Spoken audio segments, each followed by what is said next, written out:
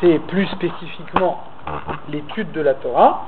La volonté, c'est plus spécifiquement la pratique des mitzvot. Étudier la Torah, ça veut dire étudier la sagesse de Dieu.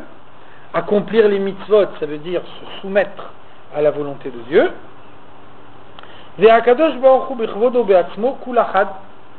Et donc la Torah que j'étudie, la Torah que je mets en pratique, et Dieu lui-même, c'est une seule chose.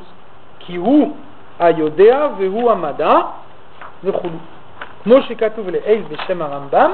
Donc on a cité tout ça au premier chapitre au nom du Rambam. Le Rambam nous dit, et c'est là-dessus qu'on a dit dans le premier chapitre que cette idée-là elle est un peu difficile à comprendre. Le Rambam nous dit quand un homme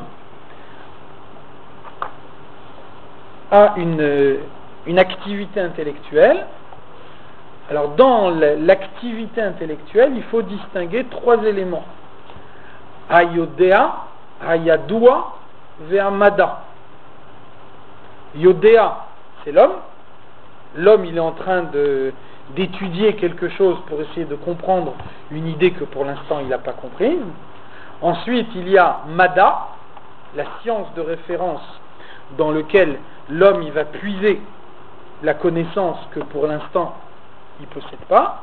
Et ensuite, il y a Hayadua, c'est-à-dire le transfert de Mada vers Yodea, le transfert d'une idée qu'auparavant elle se trouvait à l'intérieur de cette science que je ne connaissais pas, et donc l'homme il arrive à la transférer en lui et à en faire une partie de lui-même. C'est ce qu'on appelle une connaissance acquise. Ça veut dire, jusqu'à maintenant je possédais pas cette connaissance, à partir de maintenant j'en ai fait l'acquisition. Donc vous voyez bien que chaque fois qu'il y a acquisition de connaissance, il y a toujours trois éléments. La personne qui veut acquérir la connaissance, le référentiel dans lequel on recherche l'idée qu'on veut comprendre, et l'idée elle-même qui passe du référentiel vers l'autre. Donc le Rambam il nous dit, chez Dieu, tout ça c'est une seule chose. Chez Dieu il n'y a pas trois éléments, il y en a un. Donc Dieu il conçoit la Torah. La Torah c'est une série d'idées. Et Dieu il conçoit la Torah de telle façon que cette Torah ça ne devient pas un référentiel extérieur à lui, une sagesse que lui il a conçue, mais une fois qu'il l'a conçue elle devient extérieure à lui. Dieu il conçoit la Torah de telle façon que même quand la Torah elle existe en tant que Torah, elle reste une partie de Dieu. Donc quelqu'un qui étudie la Torah, il rentre en lui à proprement parler une partie de Dieu.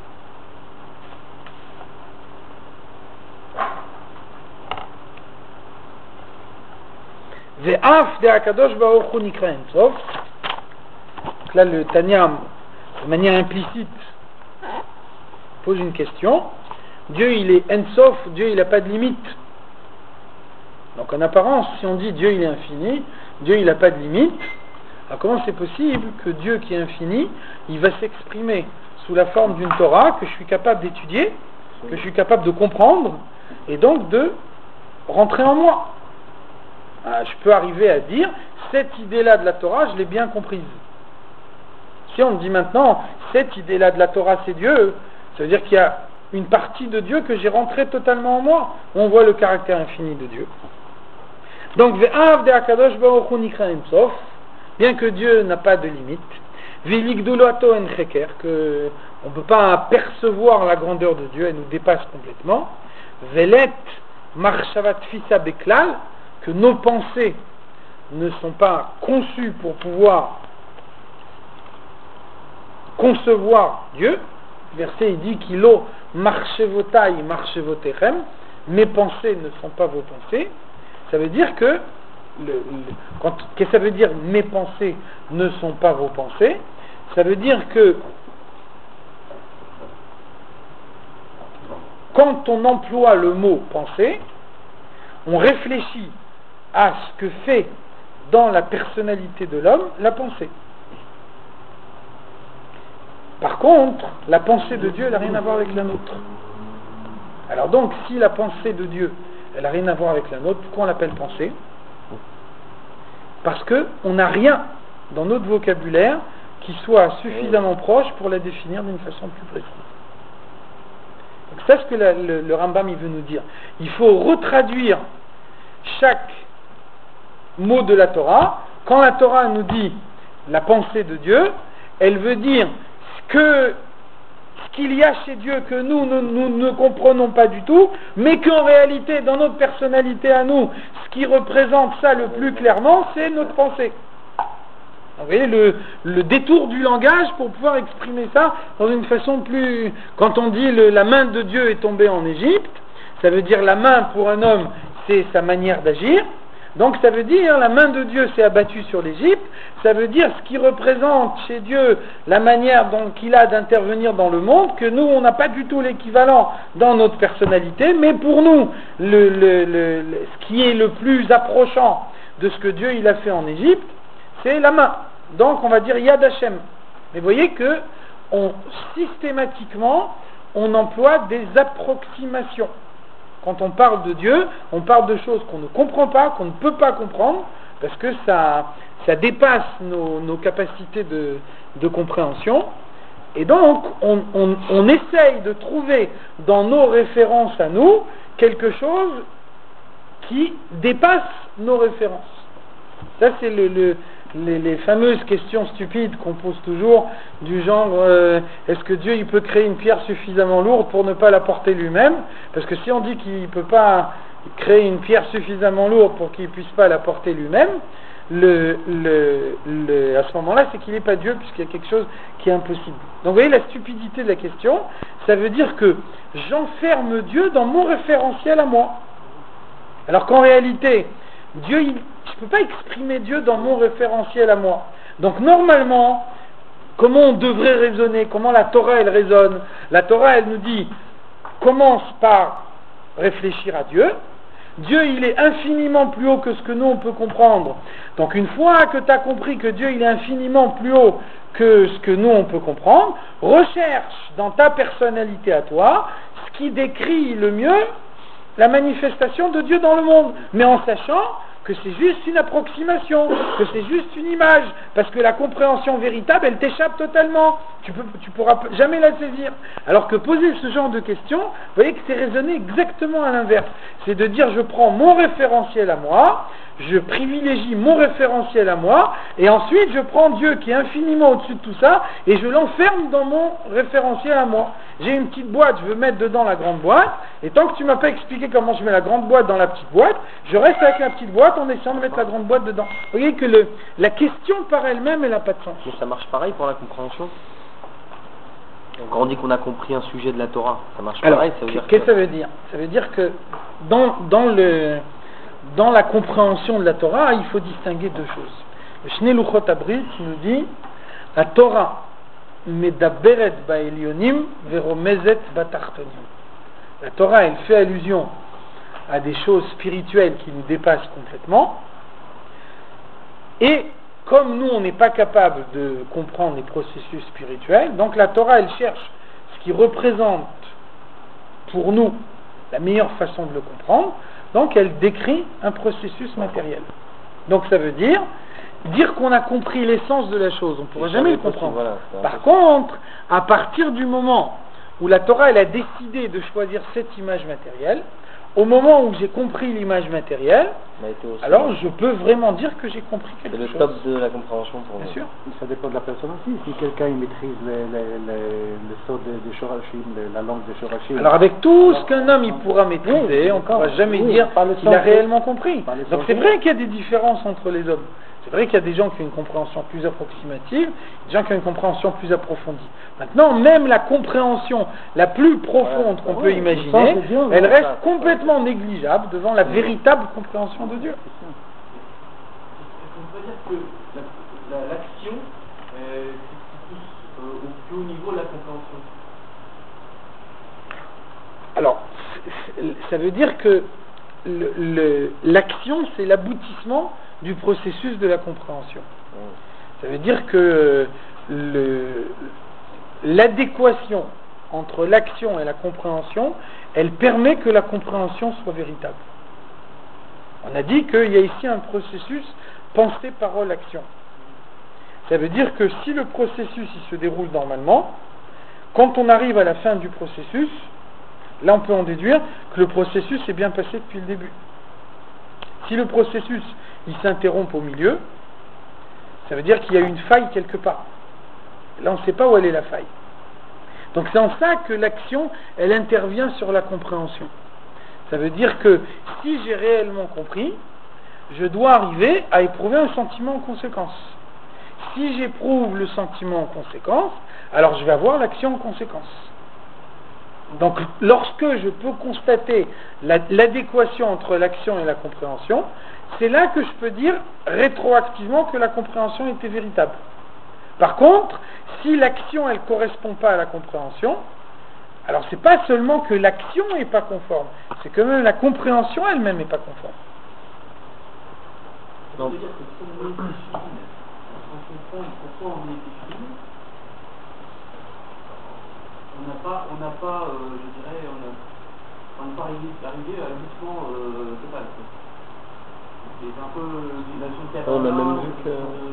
Ça veut dire qu'il y a deux choses, il y a trois choses. Il y a d'abord la compréhension. Ça veut dire que le fait de mettre les tefilin, c'est d'abord comprendre tout ce que la Torah me dit à propos des tefilin. Ça ne veut pas dire que c'est un obstacle à l'application. Évidemment, j'attends pas d'avoir tout compris pour mettre les tefilin. Avant tout, on a dit tout à l'heure, mettre les tefilin, c'est un acte de soumission. Un acte de soumission, ça s'appelle pas une compréhension préalable. Pour autant, ça ne me dispense pas de la compréhension. Quand on a reçu la Torah, on a dit Naase venishma. Naase, ça veut dire je le fais tout de suite, même si j'ai pas compris, mais nishma, je m'engage aussi à comprendre. Je ne veux pas rester au stade du Naase, puisque Dieu m'a donné la possibilité de comprendre certaines choses, j'ai conscience que ma compréhension elle est limitée, que j'arriverai jamais à comprendre les choses telles qu'elles sont là-haut. Par contre, tout ce que Dieu m'a donné la possibilité de le comprendre, je dois le comprendre. Donc il y a une première partie de l'accomplissement de la mitzvah qui est la compréhension. Donc ça veut dire, pour pouvoir mettre les tefilin de la façon la plus parfaite, j'ai une obligation de pouvoir étudier toutes les parties de la Torah qui m'expliquent ce que sont les tefilin. Une fois que j'aurai bien compris toutes ces explications-là, si je les ai réellement comprises, alors ça doit réveiller en moi un sentiment, un désir de mettre les tefilin. Si je suis capable d'étudier pendant 3 heures l'importance des tefilin et qu'après je m'aperçois que je suis complètement froid, comme si j'avais pas du tout étudié tout ça pendant 3 heures, alors ça ne veut pas dire que j'ai bien compris mais qu'après il ne se passe rien. Ça veut dire que j'ai pas compris. C'est pas une étude neutre que j'ai fait. Cette étude, elle doit réveiller quelque chose en moi. Si cette étude, elle n'a rien réveillé en moi, c'est que j'ai pas compris. Donc ça veut dire, une fois que j'ai étudié l'importance des tefilin et qu'en conséquence de ma compréhension intellectuelle, je vois me réveiller en moi un sentiment, j'attends avec impatience demain matin de pouvoir mettre les tefilin, ça c'est la preuve que mon étude a été une véritable compréhension intellectuelle. Lorsque j'ai un désir de mettre les tefilin et qu'à la première occasion je peux les mettre, je les mets effectivement, à ce moment-là, je fais la preuve que mon sentiment, mon désir de les mettre était un véritable sentiment. Par contre, si je dis c'est extraordinaire, j'attends avec impatience demain matin pour pouvoir mettre les tefilin et que demain matin je ne les mets pas, ça ne veut pas dire seulement que je ne suis pas passé à l'acte, ça veut dire aussi que mon sentiment n'était pas un sentiment véritable. Donc ça veut dire, dans la succession des vêtements de l'âme, chaque étape est la confirmation de l'étape précédente. Oui, mais par contre, la première étape, c'est la compréhension de l'étude de la Torah, donc c'est la compréhension de Dieu, donc c'est Dieu. Oui, oui. Après, on passe à l'étape du sentiment, Oui. l'action. On fait que agir, on fait que agir Dieu, en fin de compte. Attention, on ne fait pas agir, on ne fait pas que agir. On agit avec toute la force de ce qu'il y a eu auparavant. L'action, c'est pas une action de but en blanc, c'est une action qui est l'aboutissement d'un processus. Ça veut dire que, on a dit tout à l'heure, c'est la soumission qui est dominante. Ça veut dire que quelqu'un qui met les tefilin sans savoir ce qu'il fait, en pensant à autre chose, il accomplit pleinement la mitzvah. N'empêche qu'il y a une profonde différence entre quelqu'un qui met les tefilin en pensant à autre chose et quelqu'un qui met les tefilin après avoir réfléchi pendant 3 heures à tout ce que les tefilin peuvent accomplir dans les mondes supérieurs. Même si l'action concrète de l'un et de l'autre c'est la même, tu vois bien qu'ils n'agissent pas tous les deux de la même façon. Chez un, il y a une action de but en blanc, chez l'autre, il y a le résultat de tout un processus. C'est bien deux choses différentes.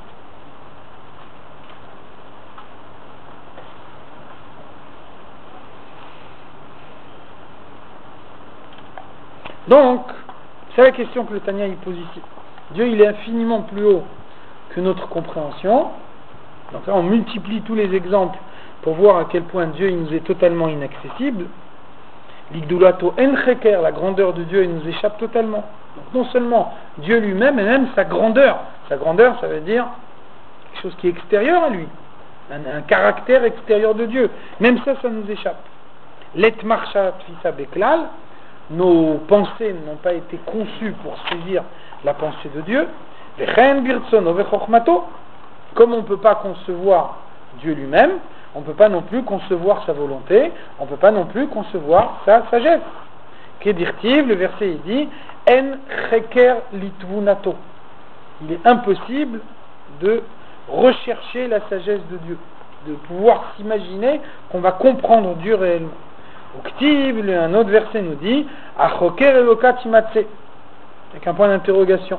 Si tu recherches Dieu, est-ce que tu t'imagines que tu vas le trouver? Est-ce que tu crois que c'est dans tes capacités de pouvoir dire j'ai compris Dieu?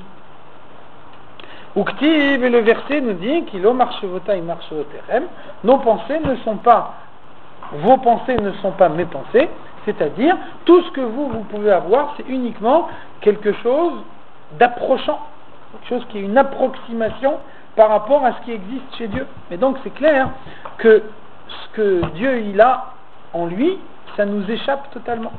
Donc ça c'est la question que le Tanya pose qui n'est pas formalisée ici.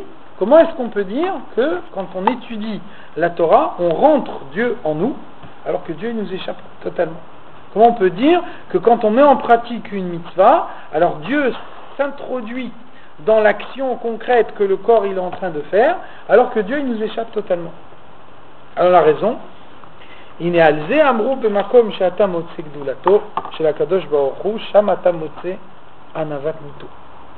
raison c'est que la grandeur de Dieu consiste à se descendre vers l'homme. Autrement dit, la réponse à la question, c'est pourquoi quand on étudie la Torah, on rentre Dieu en nous, pas parce que notre étude de la Torah elle est tellement haute, mais parce que Dieu a voulu rentrer en nous à ce moment-là. C'est la réponse à la question. Dieu a voulu qu'au moment où on étudie la Torah, il y ait une partie de lui qui rentre en nous. Donc ça ne veut pas dire qu'on a des capacités intellectuelles exceptionnelles, ça ne veut pas dire que notre étude de la Torah, elle nous propulse à des sommets tellement hauts, mais ça veut dire simplement que Dieu a voulu, c'est la volonté de Dieu, qu'au moment où un homme étudie la Torah, l'étude de la Torah soit l'activité normale qui lui permet de s'attacher à Dieu. Donc c'est pas une conséquence logique, une conséquence immédiate de la compréhension. Au contraire, la compréhension elle est complètement insignifiante dans ce processus-là, mais c'est la volonté de Dieu. Ça veut dire, quand on étudie dans la Torah Shor chez Nagar et Tapara, il y a un bœuf qui a encorné une vache, alors on est infiniment éloigné de l'essence de Dieu. Donc on le voit encore plus clairement quand ce sont ces passages-là de la Torah qu'on étudie, et quand même, donc c'est bien clair, je ne peux pas avoir la prétention que je suis en train d'étudier Shor chez Nagar et Tapara, et avec ça je rentre l'essence de Dieu dans ma tête. Donc comment c'est possible qu'au moment où j'étudie dans la Torah Shor chez Nagar et Tapara, je fais rentrer l'essence de Dieu en moi, pas par la qualité de ma compréhension, pas avoir la prétention que quand j'étudie Shor chez Nagar et Tapara, j'ai une idée tellement haute dans mon esprit, mais uniquement parce que c'est la volonté de Dieu. Dieu il a écrit dans la Torah Shor chez Nagar et Tapara, et ça fait que quand quelqu'un il étudie Shor chez Nagar et Tapara, alors il arrive à rentrer l'essence de Dieu en lui. On voit que l'Admour Azaken il exprime ça par une image.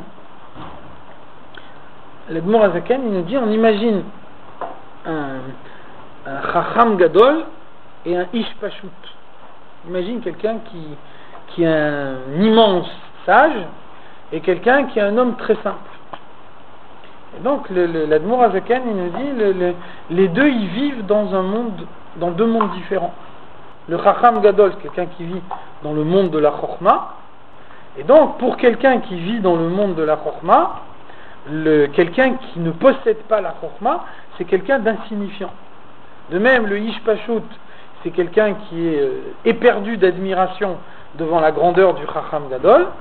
Et donc, il a l'impression que son existence, elle est insignifiante devant celle du Chacham Gadol. Donc on a finalement deux personnes qui vivent dans le même monde et en même temps ils vivent dans deux mondes différents. Il n'y a aucun échange entre eux. Il y a une coupure qui fait que les deux, ils n'ont pas le même environnement de l'existence.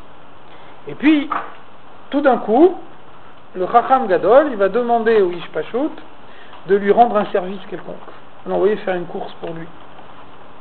Alors vous voyez bien que d'un côté cette course elle n'est pas déterminante, parce que le Chacham Gadol il aurait pu aller le faire lui-même.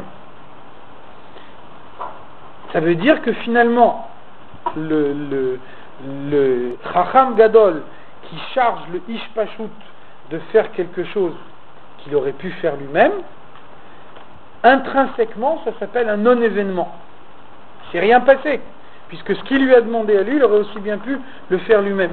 Donc la valeur ajoutée du Ish Pashut, elle est nulle. Et pourtant, on voit qu'il s'est passé ici quelque chose, c'est que tout d'un coup, il y a une relation qui s'est créée entre deux personnes qui auparavant n'avaient aucune relation entre eux. Tout d'un coup, le Chacham Gadol, il s'aperçoit que quand il a une course à faire, alors il a le choix entre faire la course lui-même ou charger le Ish Pashut de le faire, et simultanément, le Ish Pashut, il se dit que il était convaincu que le Chacham, il vit dans le monde de la Chokhma où lui, il n'existe pas, et tout d'un coup, il s'aperçoit que lui aussi, il existe, puisque quand le Chacham Gadol, il a quelque chose à faire, alors il peut charger le Ish Pashut de le faire. Donc, vous voyez que il y a deux personnes qui vivent dans deux mondes différents, et tout d'un coup, il y a une relation qui se crée entre eux. Donc, pourquoi la relation, elle a été possible? La relation, elle a été possible uniquement à l'initiative du Chacham Gadol. Le Ish Pashut, il est tellement convaincu de son insignifiance devant le Chacham Gadol que lui, il n'aurait jamais pu prendre l'initiative de la relation. Par contre, le Chacham Gadol, lui, il peut aller voir le Ish Pashut et lui dire « va me faire telle course ». Donc finalement, le fait qu'il y a une relation qui s'instaure entre eux, ça n'est pas le fait du Ish Pashut, mais c'est le fait du Chacham Gadol. Donc c'est la même chose pour nous. Quand nous on étudie la Torah, le fait qu'en étudiant la Torah on arrive à rentrer la Chokhma de Dieu en nous, ça ne veut pas dire que par nos capacités intellectuelles on est arrivé à un certain niveau de connaissance, etc. Ça veut dire simplement que Dieu il a voulu qu'on fasse une course pour son compte. Simplement. Juste une question, à un moment donné on a dit que comment l'infini pouvait rentrer dans le fini. Alors c'est ça la réponse. Parce que c'est la volonté de Dieu. Mais c'est quoi, c'est un F alors? C'est pas un F, c'est la volonté de Dieu. C'est-à-dire Dieu, il veut que ça se passe comme ça. Exactement comme on a dit tout à l'heure pour le Korban, le Amarti Venaase Retsoni. Le Korban en lui-même, il est rien, il n'a aucune valeur. Simplement, j'ai donné un ordre et on a obéi à mon ordre. La même chose ici. Dieu, il veut pouvoir s'unifier avec un homme. Donc Dieu, il prend la décision que le moyen pour lui de s'unifier avec l'homme, c'est l'étude de la Torah. Donc ça veut dire que ce n'est pas mes capacités intellectuelles qui sont déterminantes. C'est le fait que Dieu il a décidé qu'en faisant cette chose-là, je peux m'attacher à lui. Donc je comprends de demander à quelqu'un, même si la personne ne soit pas à apprendre elle-même, il peut lui apprendre ça quand même d'une manière ou de l'autre. Oui, si la personne... mais ça veut dire Dieu il a fixé de quelle façon ça doit se passer. Il y a un Shulchan Aruch. On ne peut pas sortir du Shulchan Aruch. Ça veut dire si dans Shulchan Aruch c'est écrit Vagitavo Yomam Valayla, chaque fois qu'un homme il a un temps libre, il doit le consacrer à l'étude de la Torah, ça veut dire que la Hashgacha pratique de Dieu, elle fait que Dieu il est Mestavé Vasibot, il y a 36 moyens. Mais nous on doit chercher le moyen normal. Le moyen normal c'est de s'asseoir et d'étudier la Torah.